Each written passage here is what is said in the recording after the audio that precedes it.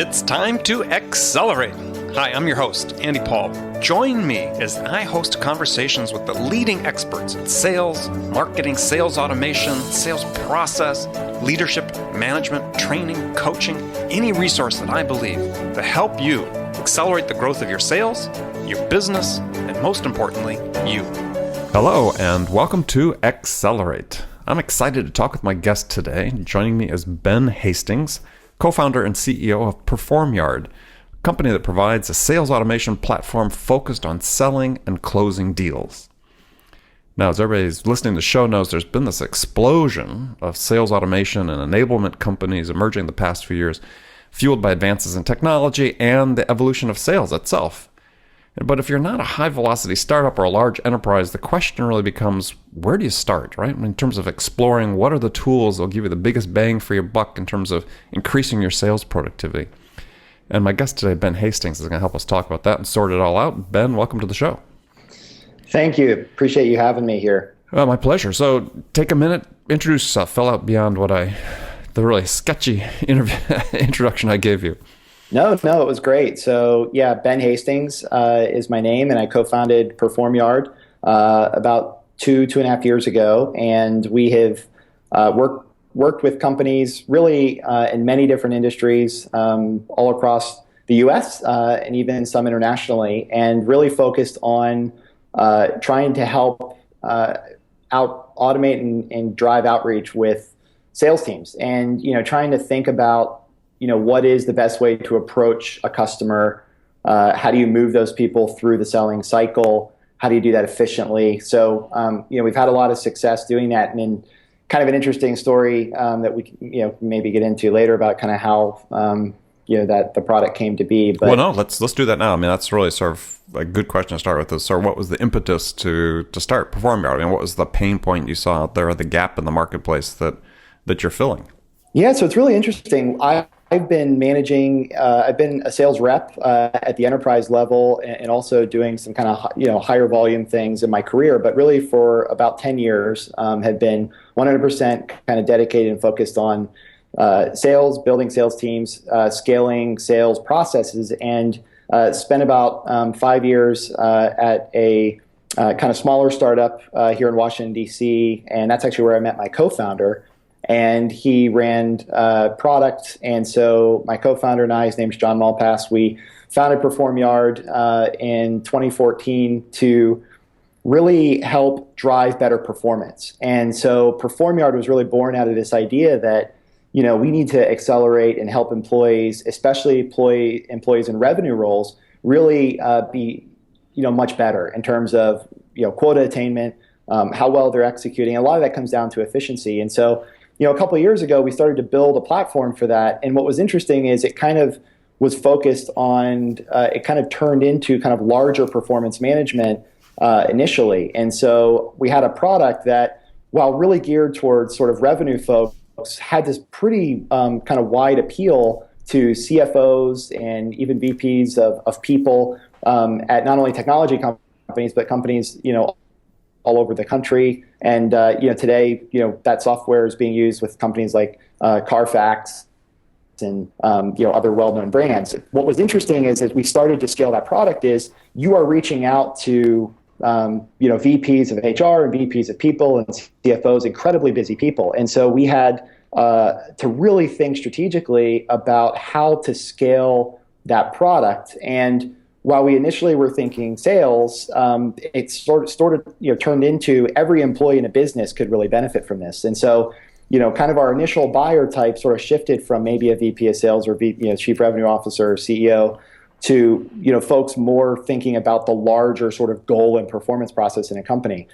What's interesting, and why we really built PerformYard Sales, which is our focus, is because of the fact that our reps were sitting kind of in between email, a marketing platform and CRM, but nothing to really accelerate their sales process. And at the same time, a lot of our customers were not including sales reps in the performance process. So the feedback was, hey, you know what? We have reps. Everything's in Salesforce, so we don't really need to think too much about sort of the performance side of it, because they're either going to ramp or they're not, and they're going to go, and that's it, right? And we felt like there really need to be a much better solution. And so part of it was our own internal learning on scaling our sales team to very busy people that are difficult to reach in the executive ranks of companies, anywhere from a handful of employees up to several thousand. So that kind of SMB, kind of mid-tier, is where we had spent most of our time. And so we developed our own internal solution to automate our process, which was working incredibly well, but was requiring a ton of human effort in terms of triaging email and outbound calls.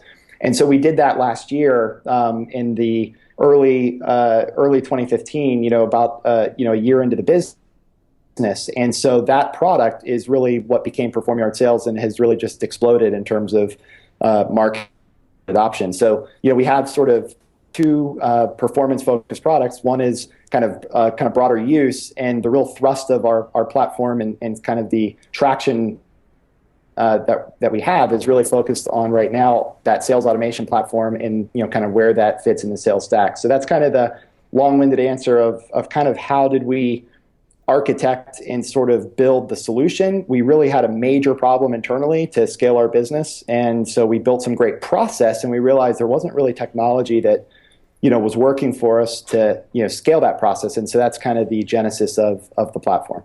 Okay, good. We'll take a breath. That was a long answer. So how was you talk about a couple key words in there that I think are really worth digging down into. So you talk about sales efficiency. Yep. And I think it's a term that's thrown around fairly loosely. Sales effectiveness, the same thing.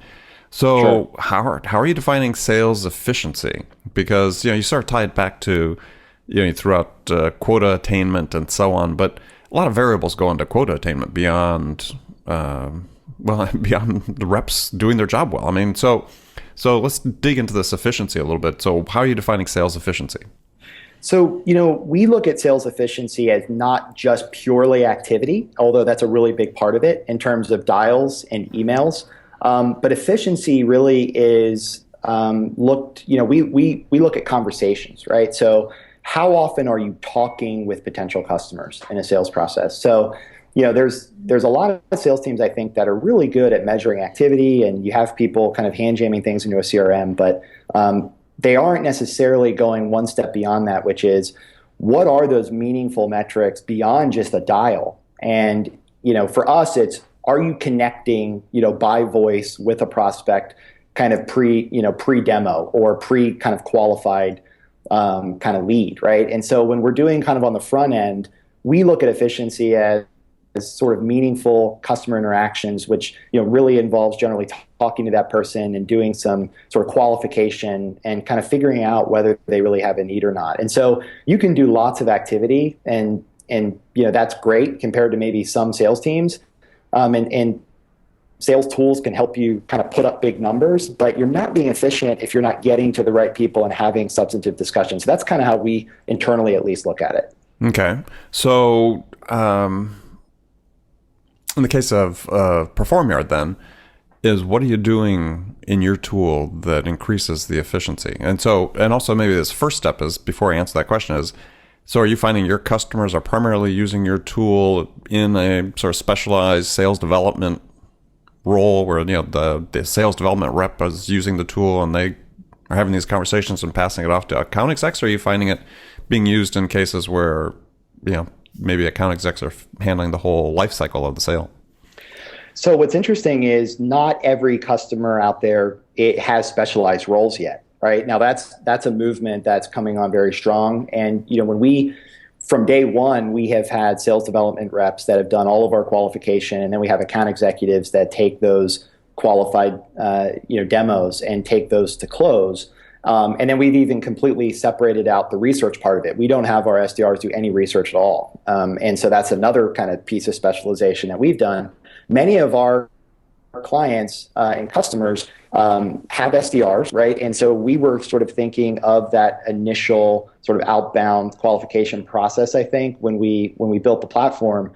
What we found is that it really extends through the entire sales cycle. So PerformYard, I think, has, and this has been something we're happy about, has really found a really strong sort of target audience, not just with the SDR role or the BDR role or BDX or whatever you call it, but the account closing role. And a lot of that is because so much of actually closing deals is in following up and ensuring that you're documenting things correctly and doing those the right way. And so there's two, the customers that don't have those roles split at all, we absolutely have, they just have inside sales reps, and they haven't really, they're thinking about specialization, but they haven't done it yet. They're using PerformYard from, first email or first phone call all the way through, signed order form. Others are, I'd say the ones where they've got it sort of separated. The first place they use PerformYard, sometimes they'll purchase for those SDR teams, and then those account executives kind of walk over, and it's like, wow, how, we need to follow up too, and we're having 3 demos a day, and we need to make sure that we move this cycle along. And so we're finding kind of this land and expand approach where we will start with the SDR teams, but then quickly expand to the account executive teams. And if they haven't specialized, we might work with everybody from day one. Okay, so what you're saying then is PerformYard really can handle, in some respects, almost saying, gosh, there might be some overlap even with your CRM system because, it can manage this interface between the sales development reps and the account execs. Yeah, and they live in PerformYard. So what's interesting is, Salesforce is kind of our first partner on that. We've got a very, very deep integration with Salesforce. And so, if you're a company that's got 10, 20, 30, 50 reps on Salesforce, obviously all of that data in the sale, whether it's the first discussion through close, needs to be in there. The best sales teams document everything. And what's nice about PerformYard is it is really not only automating a lot of those follow-up activities and helping you to visualize your sales process, but it is also being kind of a full front end to your CRM. So what's nice is, account executives as well get all the benefit of the automation post demo while they're working through the sale process, but they can also log all of their activities and do all of those sort of selling functions beyond qualification through our interface as well. And then that will talk. There is overlap. So we don't want to ever come in and say that you've got to ditch or abandon your CRM. Obviously, companies have made massive investments in that, but we play really nicely with CRM tools to make that. And I think that's really important. People aren't going to give up on whether it's Salesforce or something else, something that they've made enormous investments in. What they really want to do, and this goes back to efficiency, is see that those investments that they've made are actually driving outcomes. And a lot of that has to do with using the system in the first place. And so obviously there's UI pieces to that, but that's a great insight that there is overlap, especially when you are in the kind of post demo closing role. Well, I think one of the ironies perhaps of sort of the Salesforce.com world is that in many situations, like the ones you're sort of describing with your customers, is that it's really using a tool, investing and using a tool like yours that enables them to get the ROI on the investment in a tool like Salesforce. That's right. Yeah. And I think that that's an important part. I mean, that's usually one part of sort of the pitch. It's, we didn't anticipate that being as big of a reason, actually, when we went to market. But it's funny how often that drives the decision, which is, look, we've built an entire process, and Salesforce is really for managers in many cases, sure. Right? So but the managers aren't getting the data that they need to make decisions if the data isn't there in the first place. And so it's funny how often that does actually drive a purchase decision with our software. So just to give context for the people then that are listening is a little more detail about what PerformYard does, and then sort of, we'll get into how it sort of differentiates itself from others and what looks like to me sort of an increasingly crowded category. So let's start with what you do so people understand. Sure. So PerformYard is all about driving activity execution and sales productivity, right? And so, a lot of people describe that as follow-up, but it's really about at every stage of your sales cycle, ensuring that nothing falls through the cracks in terms of either prospects, right? Those could be contacts or leads or prospects, however you define them, or opportunities. And so there's a lot of research that's been done on, how do you make sure that a rep who has maybe 100, 200, 300 qualified opportunities, or maybe even 1,000 prospects that they are talking to, that every single one of people are being touched at the appropriate time in the appropriate way, right? It's not just email; it's often phone, and that's a that we can talk about in terms of differentiators. That how do you ensure that that's happening at scale? So that's really what our platform is designed to do. If you're a really small company and you're just starting out, or you've got less than 10 reps. I mean, we have plenty of companies that just use PerformYard, right? It kind of is their sort of CRM light.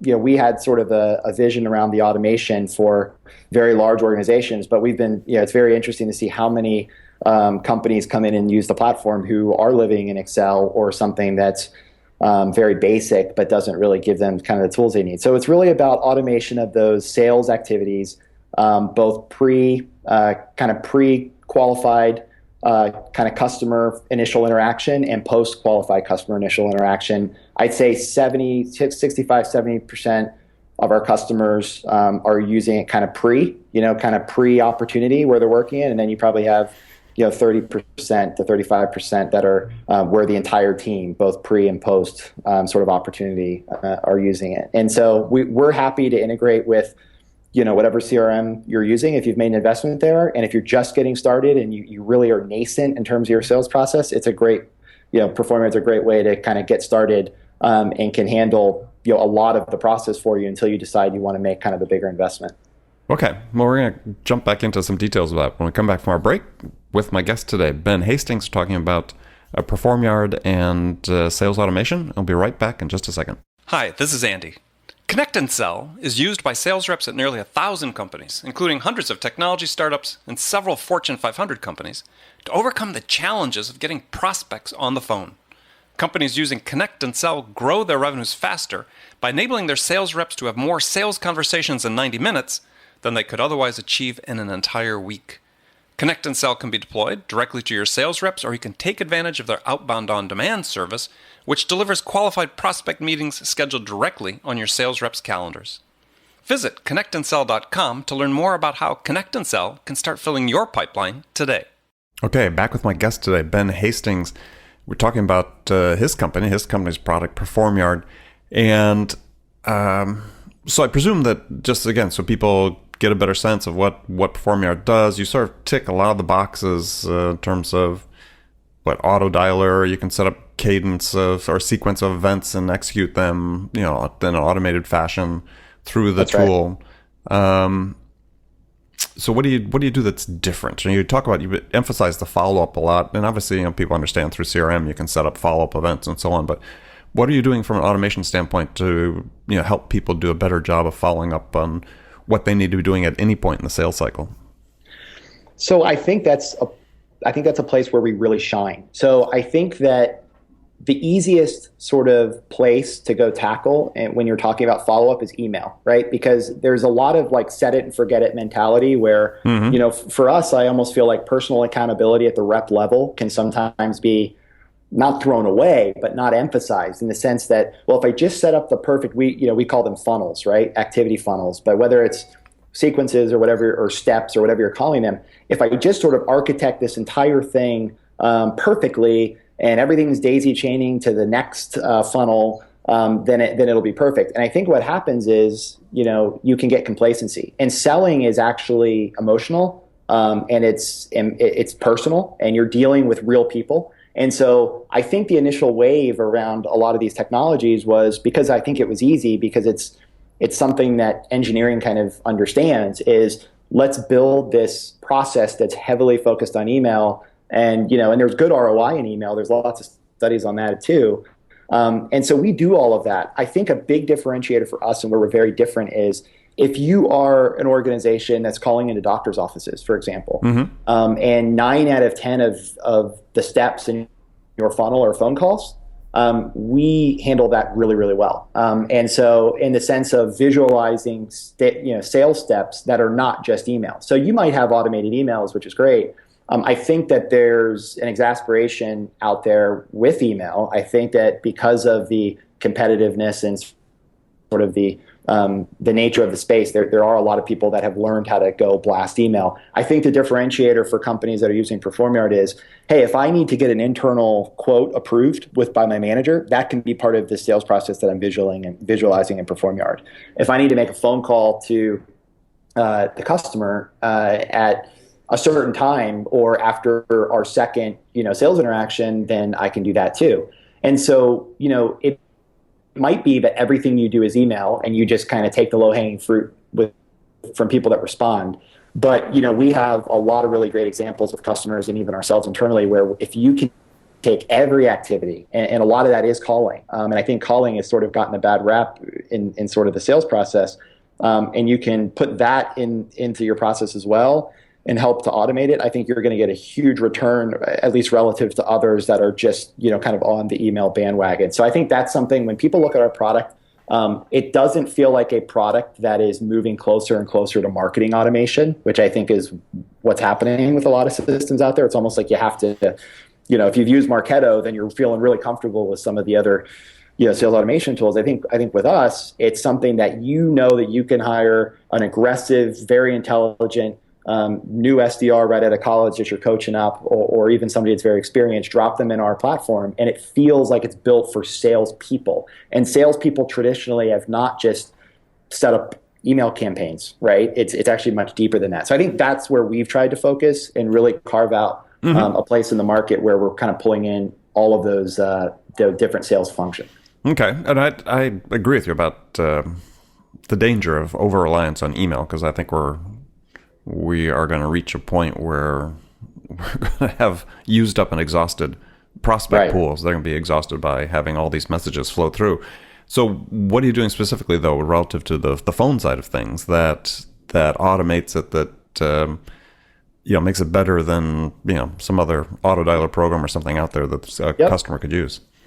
So we are, we're looking at the kind of dialing aspect. What we found is that almost all of our customers have, call systems, whether they're using Skype or Google Voice or, even inside sales or whatever. A lot of these customers have sort of VoIP systems. What we've done is sort of integrated with those. So if somebody has a click to dial built into their computer, right? Whether it's Switch.co or any of these different companies out there that have been around for a long time or new in the space, we have sort of click to dial built in. We are not a VoIP system today. We haven't made the decision to go into that space. It is something we're looking at. What's interesting is most of our customers have made investments. And so we're really looking at where we can innovate and going and building another dialer, maybe at least in terms of where we strategically think we can differentiate, may not be the next thing on the list. I know that we're looking at sort of the integration piece first, and then if the customer feedback comes back that, hey, I need you guys to host the calls, and we'd rather pay you by minute than this other vendor, then that's something that we'll look at. I think for where we've focused is, let's make sure that dialing component in terms of things like scripts, right? So, connecting the call using Twilio was one thing, and that, they're kind of a provider that a lot of other companies, whether you're your full, if you're like a talk desk or a lot of people are built on their API, and that's something we've looked at. It may be something that we look at implementing, but I think what's really cool is take away the technical connection part of it. What I think is really interesting is, what about all of the actual words and scripts that need to be said at certain stages, right? Are your reps saying the same thing in the third or fourth voicemail that they're saying in the first voicemail, and how are you measuring that? I think that's where we're spending a lot of time in our platform, starting to say, okay, we have this concept in our platform of what we call common funnels, or corporately approved best practice funnels. And funnels include both emails and calls and any other sales action item. So I think what's cool for us, and where we're spending a lot of our time, is actually measuring analytics and comparing and contrasting different reps funnels and comparing those back to what the company thinks is best. And that includes the email, the text of the email, the call, the text, what you say in the call if you make a connection, and what you say in the call if you're leaving a voicemail. That's where I think there's a lot of opportunity to kind of innovate and differentiate. That's what we're spending a lot of time on right now. Yeah, I mean, capturing the information so you can provide relevant coaching as opposed to something that's anecdotal. You actually get a chance to listen to it, review it, and so on. So for a customer that's using investing in your system, where are they going to get the real ROI? What are they going to see in terms of improved or compressed sales cycles, higher conversion rates, and so on? Sure. So I think where we focus and our customers really get a lot of value is in seeing more opportunities created. And so we really like to focus on the pain point of qualified pipeline. And every VP of sales or CEO wants to see more in the pipeline. But the important thing is if you are running an inside sales team or you manage SDRs and you can have more opportunities that are thrown over the fence that actually hit all of the things that you care about as a company in terms of qualification, then you're going to be very successful. And so, a big pain point, I think, is you have opportunities that get pushed that aren't qualified, or you're not getting enough opportunities, which means you can't then hire more sales reps.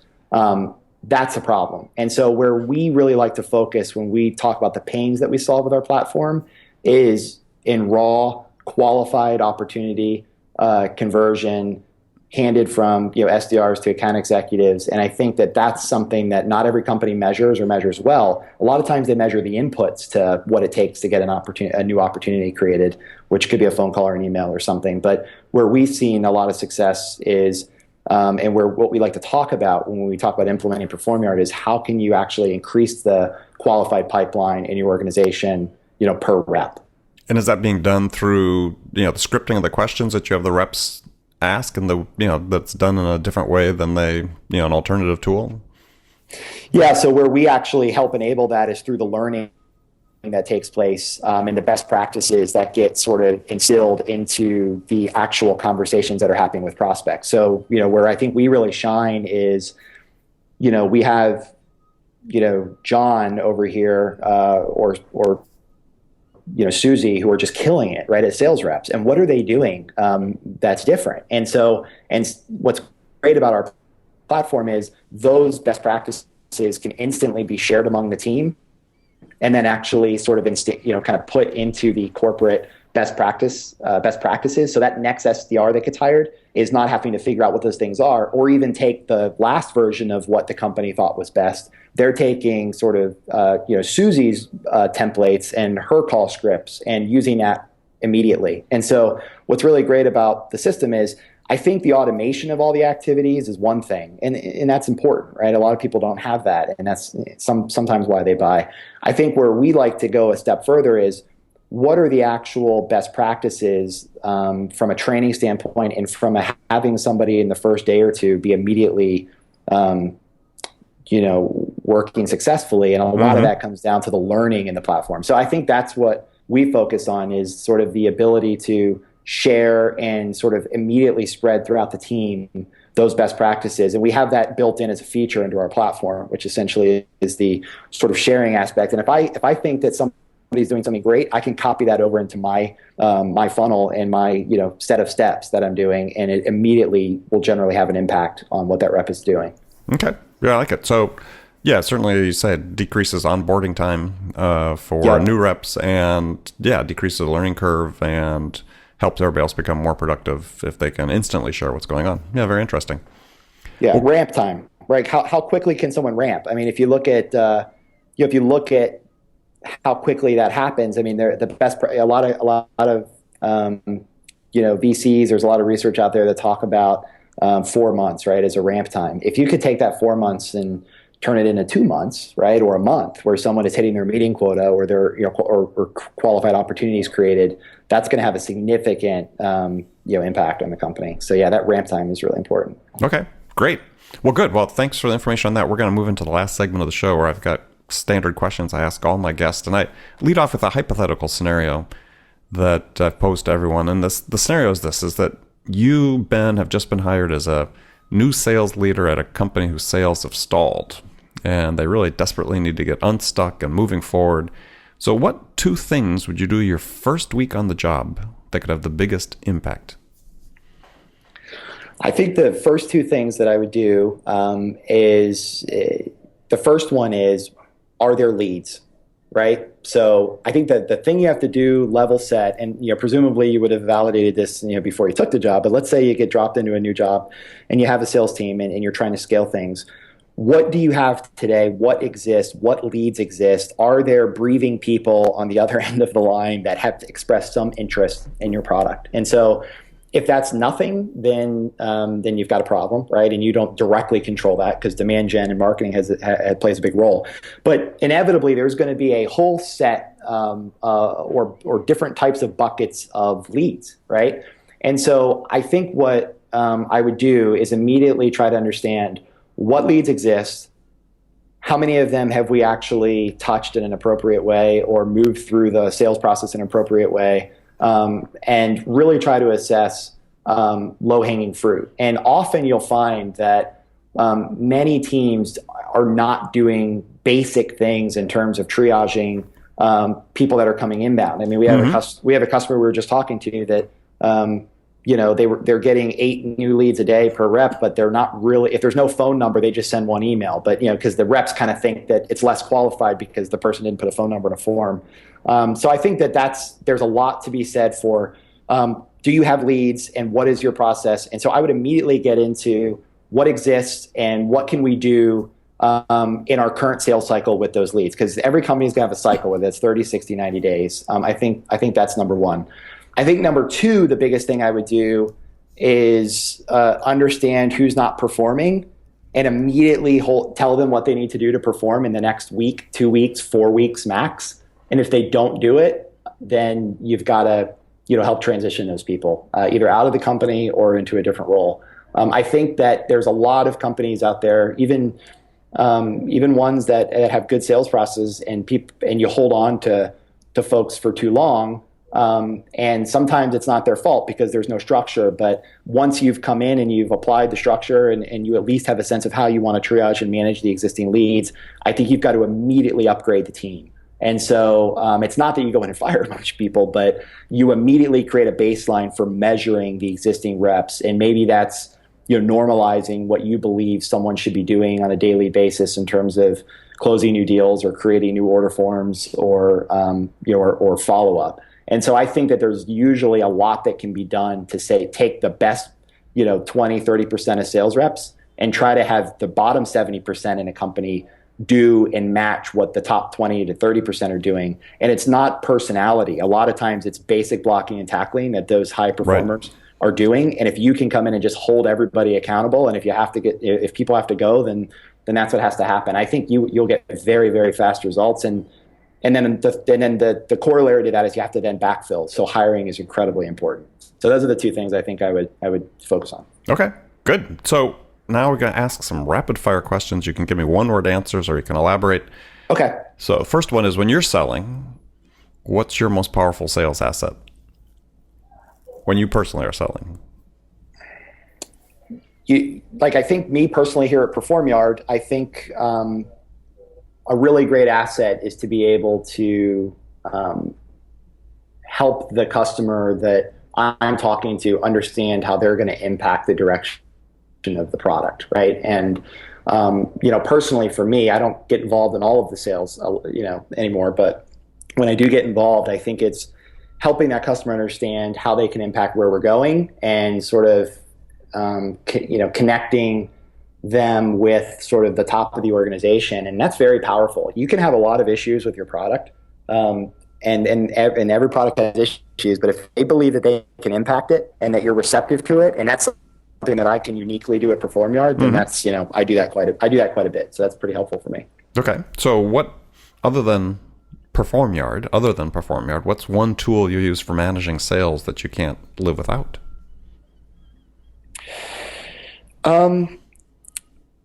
A tool as in a technology or like a process? Yeah, it's up to you.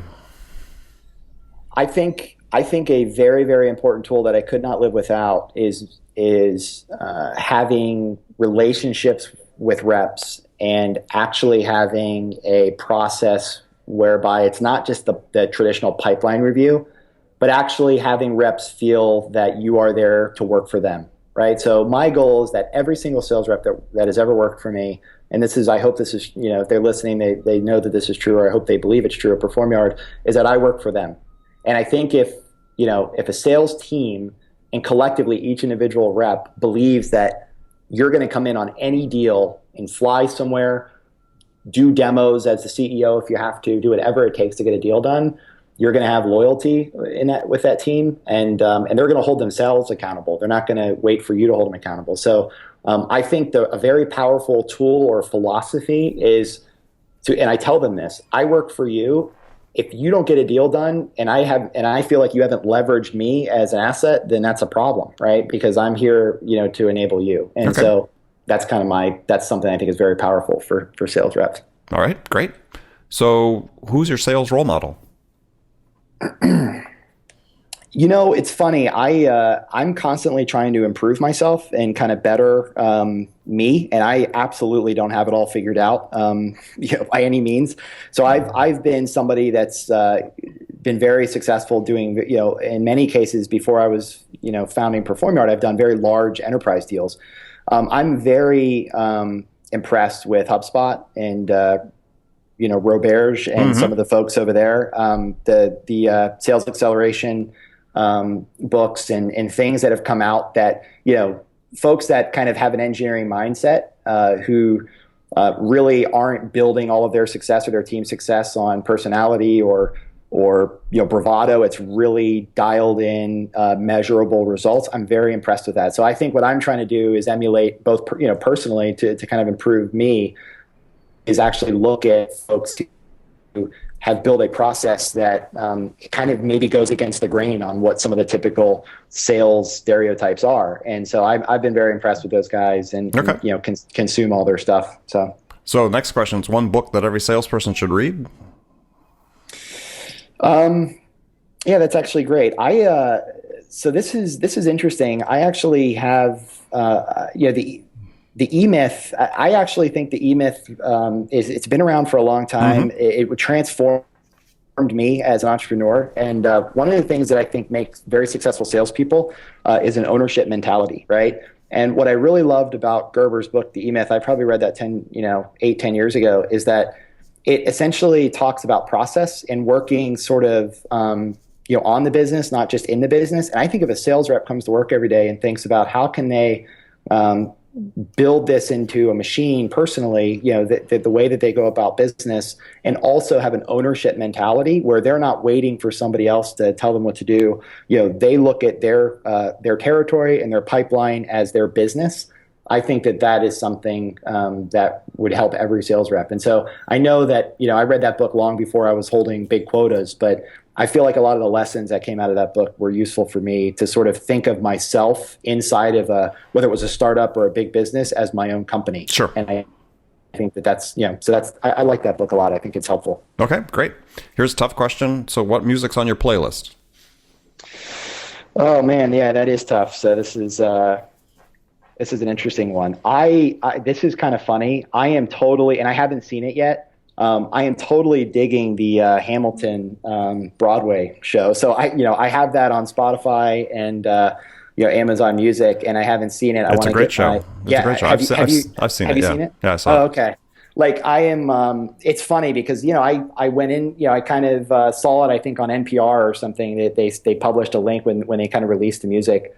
And so that's been really great. I've been enjoying that lately. And it's funny, if I need to grind out work at home, and wife is asleep and I'm just sort of working, I can put that on and kind of like 2 hours goes by and I'm super productive. So lately that's what I've been listening to. Well, you'll enjoy watching it when you get a chance. I need to make that happen. Yeah, it's very, very special, transformative, I think, for musical theater in the country. So, right. Last question for you then. So what's the one question you get asked most frequently by salespeople? Yeah, that's interesting. I think a question that comes up a lot is, how can I get this closed? Right? It's very basic, but there are so many cases with my own team and other teams that I advise or talk to, and everything is there. There's a fit with the solution. There's interest. There's budget potentially, and it's just they can't get the commitment. And I think that a lot of that it's not tricks that are going to get that. A lot of it is sort of helping to, at the very beginning of the sales process, begin kind of with the end in mind, right? So from day one in that first demo, get a complete layout from the prospect of what it would take to close the deal, and get commitments from them, and then regurgitate those commitments in an email back to those people. And so I think that that's something I get asked a lot, which is everything looks good and they're on board, but how do I get this order form signed? And I think a lot of it is they've lost the battle already because they haven't done a lot of the work in the sales process. They kind of wait till the very end. They may be good for asking for the sale, but they don't actually do the things that drive commitment, so that at the end of the day or at the end of the cycle, it's a foregone conclusion. Okay, it's time for me to get this signed because we've talked about that 3 times already, and I told you that that was the second to the last step in the process, or the last step. So that's kind of something that I think is very basic, but it's something I get asked a lot. Great. Well, good. Well, I want to thank you for being my guest today. Ben Hastings from PerformYard has joined us. Ben, tell folks how they can find out more about you. Absolutely. So if you go to PerformYard.com, you'll see our website, and you can go ahead and request a demo or take a look at our platform. More than anything, we just want to be a resource to you. If you're kind of a new entrepreneur or founder, or if you're on a sales team, happy to kind of help you think through your process and show you what PerformYard is up to as well. So that's the best way to go. Excellent. Excellent. Well, thank you very much. And remember, friends, make it a part of your day, every day, to deliberately learn something new to help you accelerate your success. And one easy way to do that is to make Accelerate a part of your daily routine. Listen first thing in the morning, on your commute, in the gym, or at your morning sales huddle, because then you'll make sure you don't miss any of my conversations with top business experts like my guest today, Ben Hastings, who share their expertise about how to accelerate the growth of your business. So thanks for joining us, and until next time, this is Andy Paul. Good selling, everyone.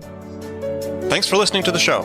If you like what you heard and want to make sure you don't miss any upcoming episodes, please subscribe to this podcast on iTunes or Stitcher.com. For more information about today's guest, visit my website at andypaul.com.